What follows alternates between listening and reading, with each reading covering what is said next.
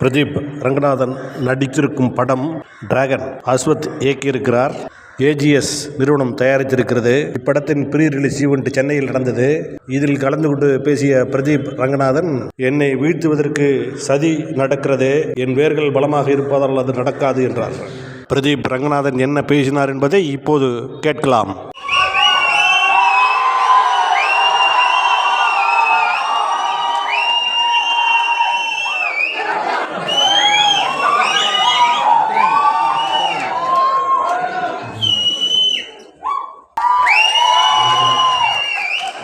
மீடியாவுக்கு வணக்கம். முதல்ல எல்லாருக்கும் தேங்க்ஸ் சொல்லிடுறேன். இந்த படம் நடக்க காரணமாக இருந்த எல்லாருக்கும் தேங்க்ஸ் சொல்லிடுறேன். அதில் முதல்ல AGS, Aghoran sir, Ganesh sir, Suresh sir, அவங்களுக்கு சப்போர்ட்டாக இருக்க அர்ச்சனா மேம், ஐஸ்வர்யா மேம், அவங்களுக்கு சப்போர்ட்டாக இருக்கிற வெங்கட் மாணிக்கம் சார். ஏஜிஎஸ் ஓட எனக்கு இருக்கிற ரிலேஷன்ஷிப் இப்போ ப்ரொஃபஷனல் தாண்டி ஒரு மாதிரி பர்சனல் ஆகிடுச்சு. ரொம்ப நேரத்தில் எமோஷனலாக ஃபீல் பண்ணேன். அது உங்களுக்கு தெரியும்னு நினைக்கிறேன், கன்வே ஆகும்னு நினைக்கிறேன். உங்களுக்கும் அதெல்லாம் ஏன் தெரியும்.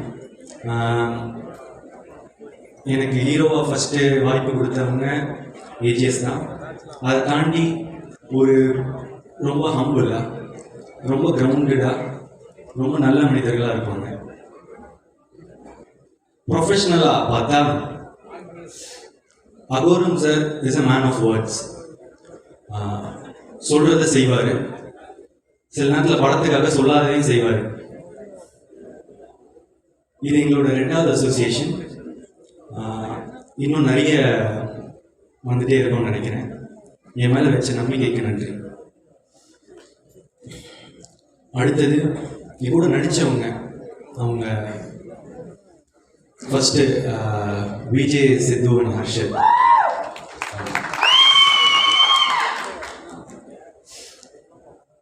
ஒரு பல வருஷம் முன்னாடி ஃபன் பண்ணுறோமான்னு ஒரு சீரீஸ் பார்த்துட்டு இருக்கும்போது அதில் மரத்து பக்கத்தில் சாஞ்சு, என்னடா வாழ்க்கை இது டேஷ் மாதிரி அப்படின்னு அதை பார்த்துட்டு எனக்கு ரொம்ப பிடிச்சிட்டு அவருக்கு மெசேஜ் அனுப்பிச்சேன்னு நினைக்கிறேன். சூப்பராக இருக்கு, பயங்கரமாக பண்ணுறீங்க அப்படின்னு. அப்புறம் பல வருஷம் போச்சு. இப்போ அவர் வாழ்க்கை அப்படி இல்லைன்னு நினைக்கிறேன். பயங்கரமாக சூப்பராக இருக்குல்ல. உழைச்சா வாழ்க்கை நல்லா மாறும்ன்றதுக்கு விஜய் சித்து ஒரு எக்ஸாம்பிள். அண்ட் ஹர்ஷத் கான், செம்ம எனர்ஜி, செம்ம ஃபன்னு, ரொம்ப நல்ல பர்ஃபார்மர். நான் அவர் கூட நடிக்கும் போது தான் தெரிஞ்சு நல்லா நடிக்கிறாரு, சூப்பராக இருக்காரு. All the best. அடுத்து ஹீரோயின்ஸ். லவ் டுடேக்கு ஹீரோயின்ஸ் பார்க்கும்போது எல்லாருமே கூட நடிக்கிறதுக்கு தயங்கினாங்க. போய் ஃபஸ்ட்டு கோமாளி டைரக்டர் அப்படின்னு சொல்லுங்க சார் அப்படின்னாங்க. சூப்பர், எக்ஸைட்டடாக இருக்குது ஒர்க் பண்ணேன். யார் ஹீரோ அப்படின்னு கேட்டேன். நான் தான் ஹீரோ. டேட் என்ன சொன்னீங்க? மார்ச் தான் கொஞ்சம் கஷ்டமாக இருக்குது, நான் கொஞ்சம் டேட்ஸ் மட்டும் பார்த்துட்டு சொல்லிட்டா அப்படின்வாங்க. ஓகே, இன்னொரு வெரைட்டி இருக்கும். இதில் பெர்ஃபார்மன்ஸ் ரொம்ப அதிகமாக இருக்குது, நான் கொஞ்சம் கம்மி பெர்ஃபார்மன்ஸு, கொஞ்சம் ஈஸியாக பெர்ஃபார்ம் பண்ணுற மாதிரி படமாக பார்த்துட்ருக்கேன் அப்படின்னா புதுசாக இருக்கே. ஆனால் சில பேர் உண்மையாக இல்லை சார், நான் ஒரு பெரிய ஹீரோவோட நடிக்க விரும்புகிறேன் அப்படின்னு சொன்னவங்களுக்குலாம் தேங்க்ஸ்.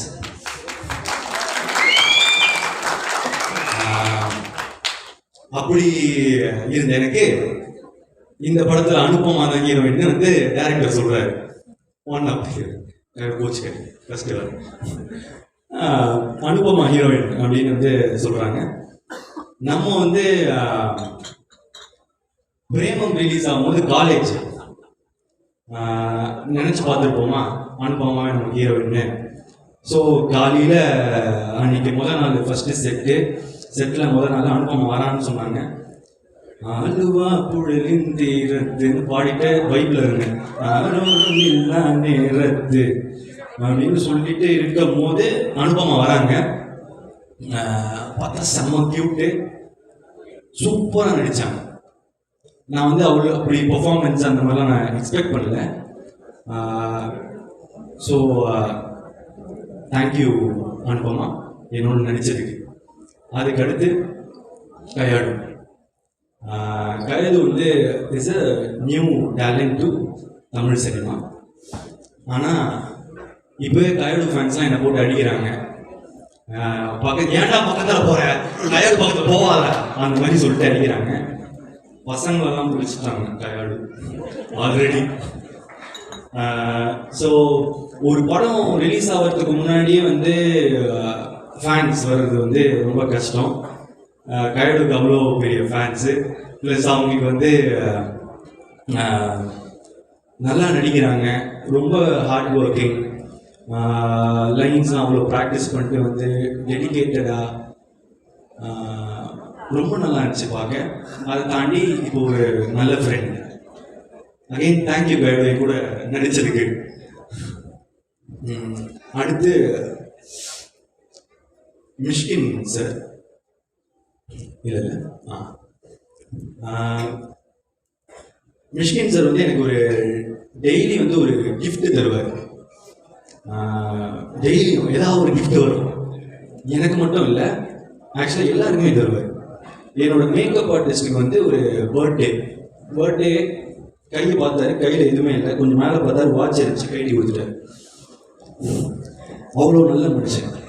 ஆக்சுவலாக அவர் பேசுறது ஒருத்தருக்கு ஒரு மாதிரி இருக்கும்.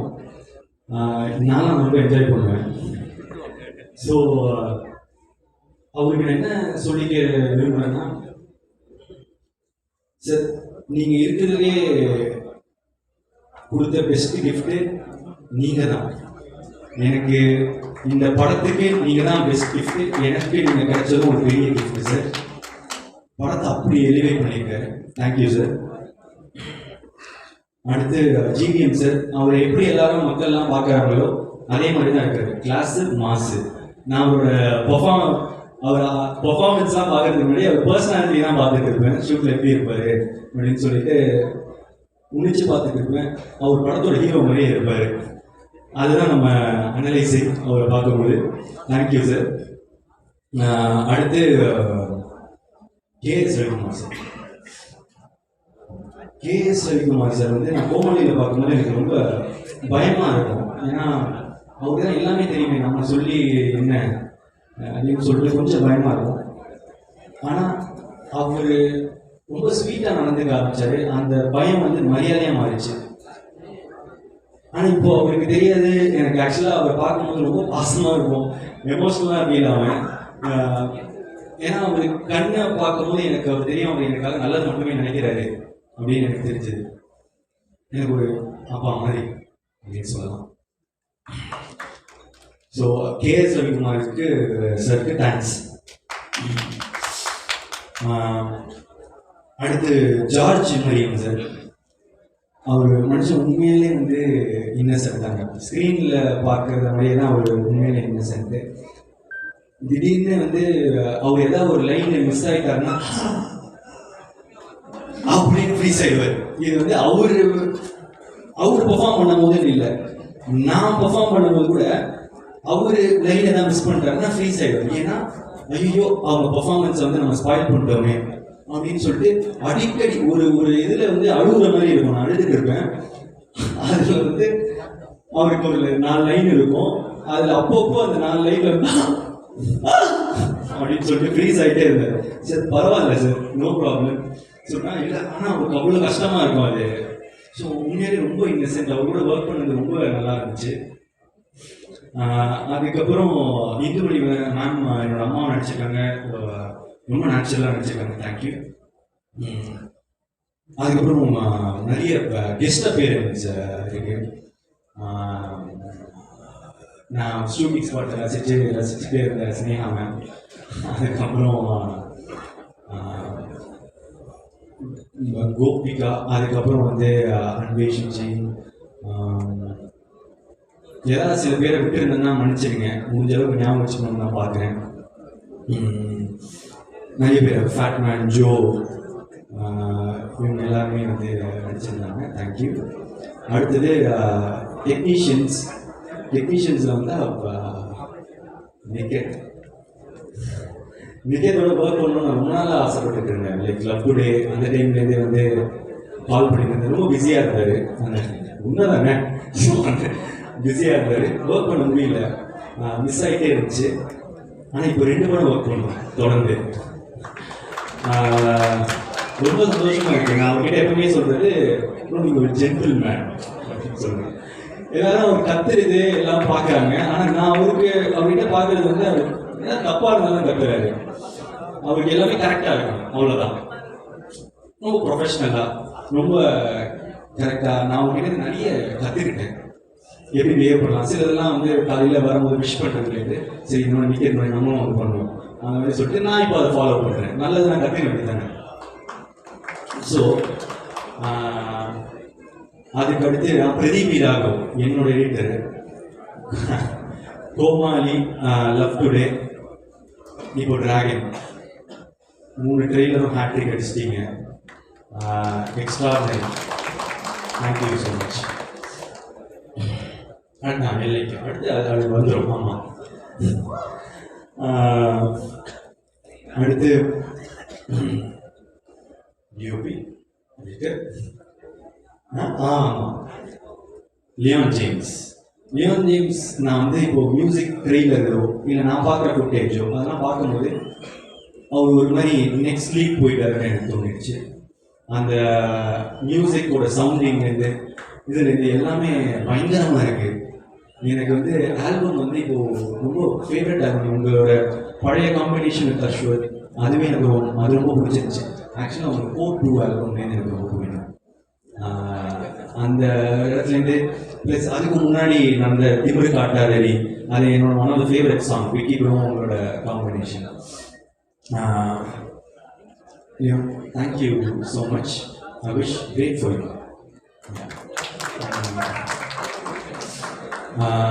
அதுக்கப்புறம் fight master Dhilip Subbarayan sir, Vicky master first time என்னை ஃபைட் பண்ணி வச்சிருக்கு. Thank you so much. அண்ட் அதுக்கப்புறம் கோரியோகிராஃபர்ஸ் பிருந்தா மேம், மசார்,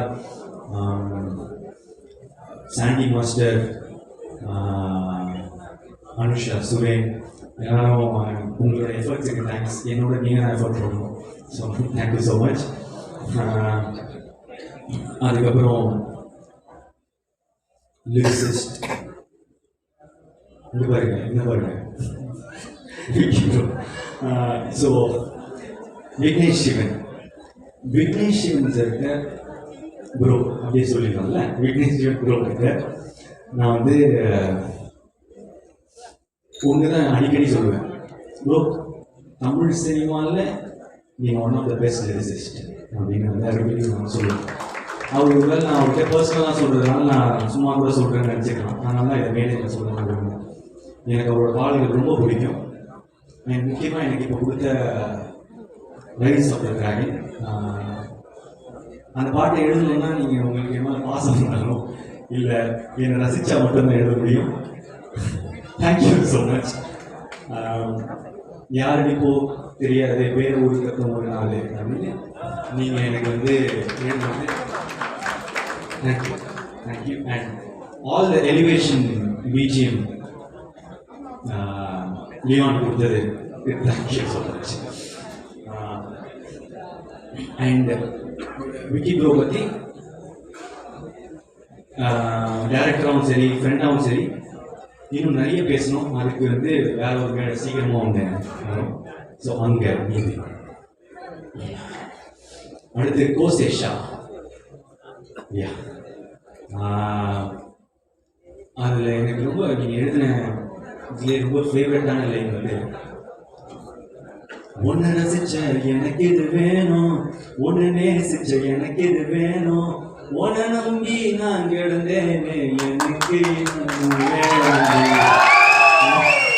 எப்பேற்பட்ட வரிகள். ஸோ நம்மளோட ஃபேவரட் லைன் அது. Thank you so much. அகைன் அதுக்கப்புறம் அப்பெல்லோ ரொம்ப புது talent. Thank you again. Lyricist, singers, அப்பா அனிருத் சார் இவ்வளோ பிஸி ஷெட்யூலில் எங்களுக்கு அந்த பாட்டை ரொம்ப ஸ்வீட்டாக பாடி கொடுத்தது. It means a lot. Thank you so much. And Sid Sriram sir, எனக்கு வந்து என்னை விட்டு உயிர் போனம் கொடுத்தீங்க. டைரக்டருக்கு வந்து கதைப்போமா கொடுத்தீங்க. இப்போ எங்களுக்கு வந்து வழித்துணையை கொடுத்துருக்கீங்க. தேங்க்யூ.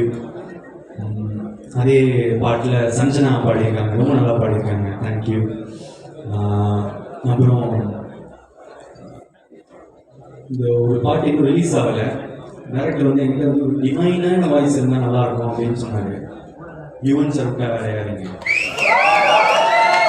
ஸோ வந்து யுவன் சார் எனக்காக ஒரு பாட்டு பாடியிருக்காரு. தேங்க்யூ. அதுக்கப்புறம் வேற என்ன பாட்டு?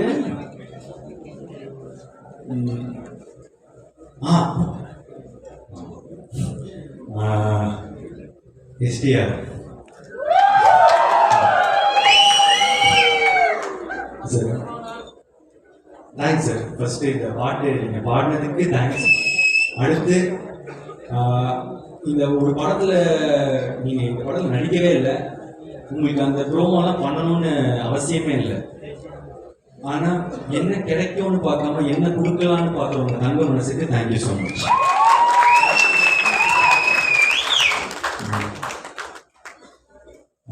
எப்பவுமே எனக்கு ஒரு சப்போர்ட்டாக இருந்திருக்காரு.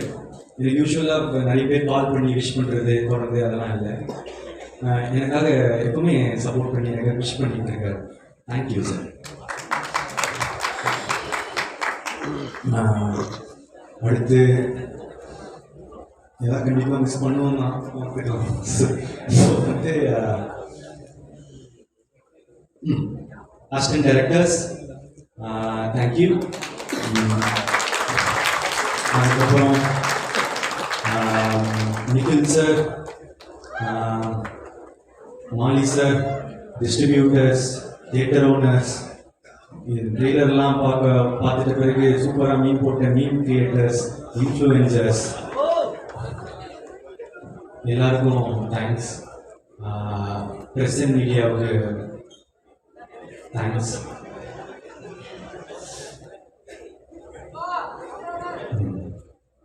கடைசியா டைரக்டர் அசோக் மைமுத்து,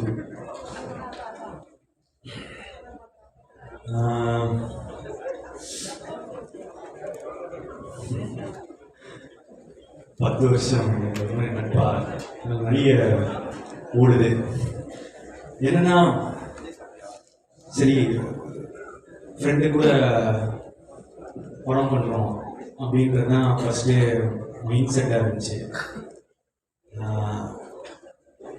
ஆனால் எனக்கு ஒரு ஃப்ரெண்டாக தெரியும், ஒரு ரைட்டராக தெரியும், ஆனால் டேரக்டராக தெரியாது எப்படி ஒர்க் பண்ணுவாங்கலாம். அவர் எப்படிப்பட்ட ஒரு டேரக்டர்னு நான் உங்களுக்கு சொல்கிறேன். டப்பிங்கில் வந்து நான் போய் உட்காடுறேன். முதல் டைலாக் என்னன்னா, நான் டை கட்டும் போது அப்படின்னு சொல்லிட்டு ஏற்றி கட்டணும். இவ்வளோதான், ஒரு இவ்வளோதான்.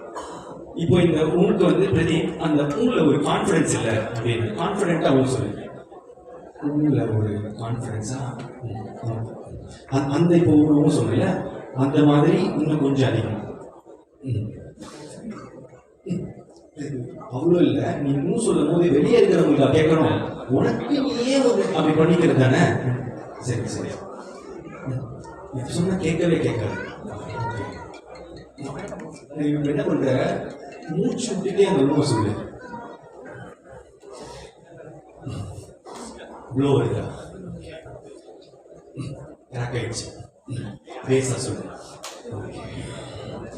உங்க கான்ஃபிடென்ட்டாக சொல்லணும், பேஸோட சொல்லணும், கிராக் ஆகக்கூடாது, மூச்சு வரக்கூடாது, மூச்சு விடணும், சத்தமாகவும் இருக்கக்கூடாது, சத்தம் இல்லாமல் இருக்கக்கூடாது, ஒரு மாதிரி கேட்குற மாதிரி இருக்கும். இல்லை இல்லை இல்லை அப்படி போயிட்டே இருந்துச்சு.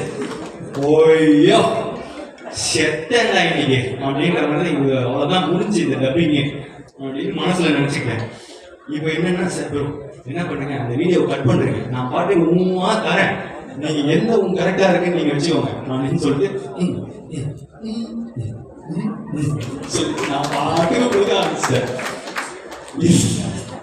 இல்லை அப்பவும் சாட்டிஸ்ஃபேக்ஷன் இல்லை, என்ன பண்ணுறது இல்லை. அதுக்கப்புறம் நீங்கள் ஒரு தப்பா எடுத்துக்கலாம் ஒன்று செய்யலாமா, உங்களோட வாய்ஸ் யாருக்கும் தெரியாது, நீங்கள் வந்து அந்த மட்டும் கொடுத்துட்டீங்கன்னா ஆடியன்ஸ் தெரியாது, விட்டுடலாம். எப்படா இவ்வளோ ஊழியே நான் இவ்வளோ பர்ஃபெக்ஷன் பார்க்குறேன், என் வாய்ஸ் வந்தால் தப்பாக இருக்காது அப்படின்னு. அப்புறம் நான் பல ஒரு நேரம் போச்சு ஊழியே, ஒரு சாட்டிஸ்ஃபேக்ஷன் இல்லை, ஏதோ கிடைச்சது வந்துருச்சுன்னு சொல்லி விட்டார். ஸோ அப்படி பார்த்த ஒருத்தருக்கு சரி இப்படி பண்ணுறாரு அப்படின்னு யோசிக்கும் போது சரி நான் ஏன் பண்ணேன் அப்படின்னு கேட்டால் ஏன்னா நம்பினேன் நல்லதாக தான் பண்ணுவார். எனக்கு ஃப்ரெண்ட் இல்லை, ஏன்னா ஒரு ஃப்ரெண்டு சில நேரத்தில் வந்து அன்பா சொல்லுவான், சில நேரத்தில் அடித்து சொல்லுவான், ஆனால் நமக்காக நல்லது மட்டும்தான் சொல்லுவான். அது வந்து நான் எனக்காக எப்போவுமே நல்லது மட்டும் நினைக்கிற அஸ்வத், எனக்கு அஸ்வத் ப்ரோ, நான் எப்போவுமே அவர் ப்ரோன்னு கூட சொல்கிறாரு என்ன, ஏன்னா அண்ணன் கூப்பிட்டா கொஞ்சம் வயசு அதிகமாக இருக்கும்னா அந்த மாதிரிலாம் பொண்ணு முன்னாடி கூப்பிடாத அதனால ப்ரோன்னு சொல்கிறேன். ஆனால் எனக்கு வந்து உண்மையிலே என் மனசுலேருந்து நான் இனிமேல் ஒரு அண்ணாவை தான் பார்க்குறேன். Thanks ma'am.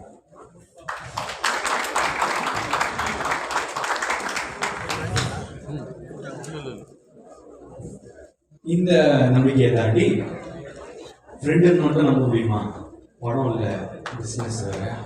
ஸோ அதனால் ஆனால் பார்த்தா ஓமை கடவுளே ஒரு பிளாக் பஸ்டர் ஃபில்ம் கொடுத்துருக்காரு. சரி டேரக்டர் சொன்னால் கண்டிப்பாக ஒரு இது கொடுத்த டேரக்டர்னா கண்டிப்பாக நல்லா தானே இருக்கணும் அப்படின்னு சொல்லிட்டு எல்லாம் நம்பிக்கையோட பண்ண படம் தான் டிராகன். இந்த டிராகன் வந்து நான் அவ்வளோவா பண்ணேன், அவர் என்ன பண்ணியிருக்காரோ, அவர் எனக்கு என்ன சொல்லி கொடுத்தாரோ அதுதான் பண்ணேன். உண்மையான டிராகன் வந்து அவர் தான். So thank you. இப்போ மேட்ருக்கு வருவோம். என்னன்னா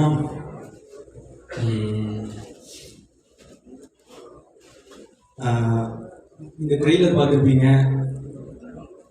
டிராகன் என்ன சொல்கிறான், அரியர்லாம் கொரியர் மாதிரி அது பாட்டு வந்துக்கினே இருக்கும், நம்ம சைனை போட்டு அனுப்பிச்சிக்கினே இருக்கும் அப்படின்ற மீட்டர் தான் இந்த படமாக அவங்களுக்குலாம் தெரியாது. ஆனால் பிரதீப் என்ன சொல்கிறான், அரியர் மாசம் இல்லை படித்தாலும் மாசம்.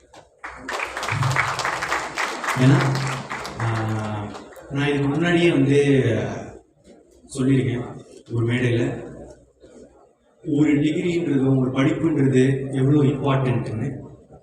எங்கள் அப்பா எங்களை ரொம்ப கஷ்டப்பட்டு படிக்க வச்சதுனால தான் எனக்கு கோமாளின்ற ஒரு படமே கிடைச்சதுன்னு நான் சொல்லியிருக்கேன். ஃபஸ்ட் டைம் கிராஜுவேட்ஸ்க்கு, ஃபஸ்ட் ஜென்ரேஷன் கிராஜுவேட்ஸ்க்கு அது எவ்வளோ இம்பார்ட்டன்ட்னு தெரியும். பிரதீப் வந்து 12th 98% வாங்கி, காலேஜில் 80% வாங்கி, ஐடியில் பிளேஸ் ஆகி 1.5 வருஷம் வேலை செஞ்சு, கேப்பில் சாட்டர்டே சண்டே ஆனால் ஷார்ட் ஃபிலிம்ஸ் எடுத்து நிறைய புக்ஸ் படித்து, நிறைய டுட்டோரியல்ஸ் படித்து தான் நான் வந்து இங்கே வந்திருக்கேன். ஸோ படிப்பு, லேர்னிங், கற்றுக்கிறது அதுதான் முக்கியம், அது ரொம்ப இம்பார்ட்டன்ட். அந்த மாதிரி ஒரு நல்ல விஷயத்தை தான் இந்த படமும் சொல்லுது. அப்புறம் இன்னொரு விஷயம், நல்ல விஷயம் சொல்லுது அம்மா அப்பா பற்றி. நான் ஏற்கனவே சொன்னது தான், என்னென்னா சில பேர் முன்னாடி பார்த்து சிரிப்பாங்க, பின்னாடி போய் மறைப்பாங்க. ஆனால் முன்னாடி பின்னாடி எல்லா செய்தியும் நமக்காக சிரிக்கிறவங்க, நல்லதே நினைக்கிறவங்க நம்ம அம்மா அப்பா மட்டும்தான். அதுதான் இந்த டிராகனும் திரும்ப சொல்லுது. லாஸ்டா இந்த நேரத்தில்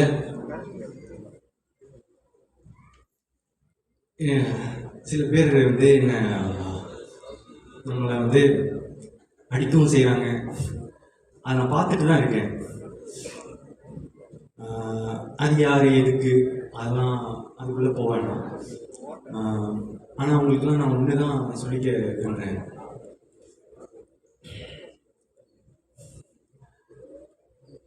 ஒரு செடி வளரும்போது சில பேர் வந்து அதோட இலையை பிச்சு போட்டு போவாங்க, காம்பை உடச்சி போட்டு போவாங்க, சில பேர் மிதிச்சுட்டு போவாங்க. ஆனால் அந்த டைம்ல எல்லாம் அந்த செடியோட வேறு கீழே வளர்ந்துட்டு ஸ்ட்ராங் ஆகிட்டு போயிட்டு தான் இருக்கும். அது மட்டும் அந்த இப்போ கொடுக்குற வழியெல்லாம் தாங்கிடுச்சுன்னா அதுக்கப்புறம் அது ஒரு பெரிய மரமாக வளர்றத யாராலையும் தடுத்து நிறுத்த முடியும். இந்த நேரத்தில் அந்த செடிக்கு தண்ணி ஊற்றுற எல்லாருக்கும்